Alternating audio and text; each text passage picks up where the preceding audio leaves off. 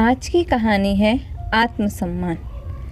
बहू, अगर तुम्हें इस घर में रहना है तो डीएनए टेस्ट तो करवाना ही होगा, शुभ्रा की सासू माँ ने अल्टीमेट देते हुए कहा।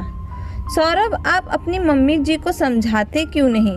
शुभ्रा ने अपने पति से गुजारिश की। मम्मी सही कह रही है शुभ्रा, इसमें परेशानी क्या है? सौरभ ने अपनी मम्मी की हाँ में हाँ मिलाते हुए कहा। सौरभ, आपको मुझ पर विश्वास नहीं है क्या? शुभ्रा ने कहा।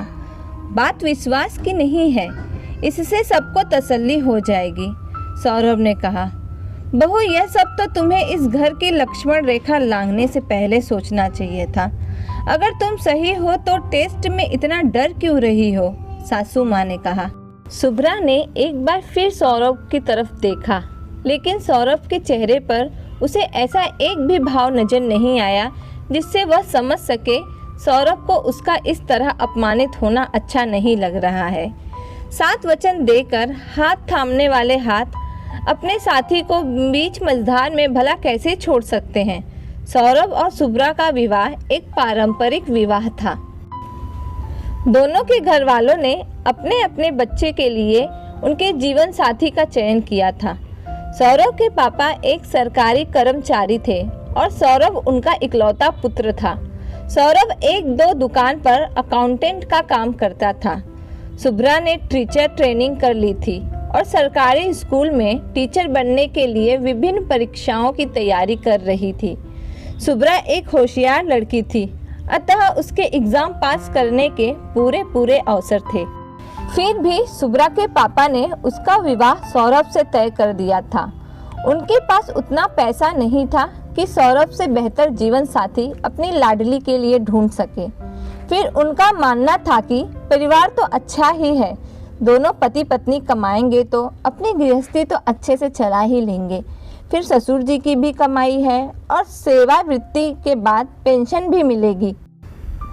दाल रोटी की शुभ्रा को कभी कमी नहीं होगी। बाकी लालच और ख्वाहिशें तो बादशाहों की भी कहाँ पूरी होती है। शुभ्रा का विवाह के कुछ दिन बाद ही सरकारी स्कूल में टीचर के पद पर चयन हो गया। नौकरी शहर से बाहर लगी थी। उधर शुभ्रा की सरकारी नौकरी लगते ही सौरभ ने काम पर जाना बंद कर दिया। शुभ्रा ने सौरभ को काम पर जाने के लिए बहुत समझाया, क्योंकि खाली दिमाग शैतान का घर होता है। लेकिन सौरभ को शुभ्रा का समझाना उस पर अपनी नौकरी की धौंस जमाना लगता था।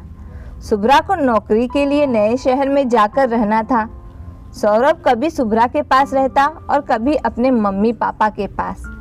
जब शुभ्रा का वेतन मिलता, कभी चिकनी चुपड़ी बातें करके या कभी जोर जबरदस्ती से सारा वेतन अपने अकाउंट में ट्रांसफर करवा लेता था।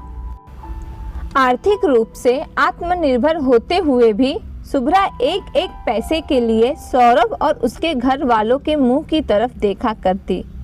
शुभ्रा गर्भवती हुई, यह उसके लिए बहुत ही खुशी की बात थी। वह भी इस गलतफहमी में थी कि बच्चा आते ही सब कुछ सही हो जाएगा, सौरभ अपनी जिम्मेदारियां अच्छे से समझेगा। शुभ्रा ने जैसे ही अपने माँ बनने की खुशी साझा की, उसने एक नया तूफान खड़ा कर दिया, और तूफान भी ऐसा जिसने शुभ्रा को अस्तित्व को ही तहस नहस कर दिया। उसके आत्मविश्वास को चुनौती दे दी। शुभ्रा ने अपने बच्चे का डीएनए टेस्ट करवाया और बच्चा सौरभ का ही निकला। लेकिन इतने अपमान के बाद शुभ्रा ने सौरभ को हमेशा के लिए छोड़ने का निर्णय ले लिया। आर्थिक रूप से आत्मनिर्भर, आत्मविश्वासी और समझदार लड़की शुभ्रा ने सम्मान के साथ जिंदगी जीने का निश्चय किया। दोस्तों, अगर आपको ये कहानी पसंद आई तो लाइक, कमेंट्स और शेयर कीजिए और मेरे चैनल को सब्सक्राइब कीजिए। धन्यवाद।